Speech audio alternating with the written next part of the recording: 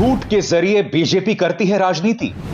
राहुल ने कहा, बीजेपी के झूठ में नहीं आना। बीजेपी मुद्दों से ध्यान भटकाने के लिए बोलती है झूठ। पकड़ा गया एक और झूठ। देश की शक्ति, देश के युवाओं। नरेंद्र मोदी के हाथ से चुनाव निकल रहा है। वो स्लिप कर रहे हैं और हिंदुस्तान के प्रधानमंत्री नहीं बनेंगे। उन्होंने डिसीजन ले लिया है कि अगले 4-5 दिन में आपके ध्यान को भटकाना है, कुछ ना कुछ ड्रामा करना है। आपके ध्यान को भटकना नहीं चाहिए। बेरोजगारी सबसे बड़ा मुद्दा है। नरेंद्र मोदी जी ने आपको कहा था कि 2 करोड़ युवाओं को रोजगार देंगे, झूठ बोला। नोटबंदी की, गलत जीएसटी लागू की और सारा का सारा काम अदानी जैसे लोगों के लिए किया है।